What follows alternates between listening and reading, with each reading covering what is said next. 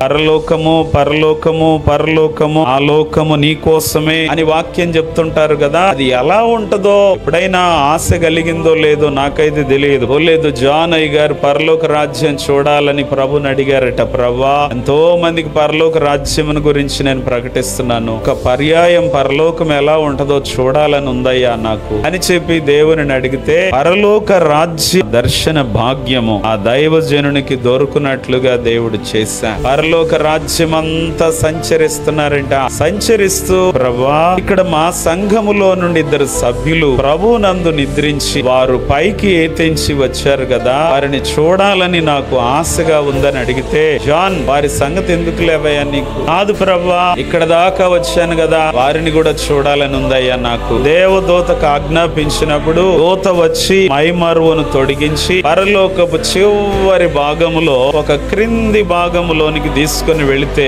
అక్కడ తక్కువ వెలుతురున్న చోట ఇరుకులో ఉన్నారంట వారిద్దరు కూడా. అయ్యో ప్రభువా, వీరు సంఘములో చాలా ముందు ఉండేవారు, అందరూ దగదగ మెరిసే వెలుగులో ఉంటే వీరిద్దరు ఎక్కడో ఇరుకలో ఎక్కడో లోతులో కనబడుతూ ఉన్నారు. ఏంటి ప్రభువా అని అంటే, అందరినీ పురిగొల్పేవారు, అందరికీ మాటలు చెప్పేవారు వీరు, కానీ సమర్పణ కలిగిన జీవితాలు, త్యాగము కలిగిన జీవితాలు అయితే వారిలో లేవు. వీరు మాత్రం ప్రభువుకి ఇచ్చుటలో కొరచ మనస్సు ప్రదర్శిస్తూ ఉండేవారు. అందుకని వారికి ఆ చోటు మాత్రమే సిద్ధపరచబడి ఉన్నది అని చెప్పినప్పుడు జాన్ అయ్య గారు చాలా ఆశ్చర్యపోయారట. భక్తి చేస్తున్న పరలోక రాజ్యం ఎలా ఉంటుందో దాని మర్మమును మనం తెలుసుకోవాలి. నీవెక్కి వెళ్ళావా పరలోకానికి? లేదు కదా. అని పరలోకమునకు ఎక్కి వెళ్ళిన ఆత్మవశుడైన యోహాను ఉన్నది ఉన్నట్లుగా సిద్ధపరిచాడు.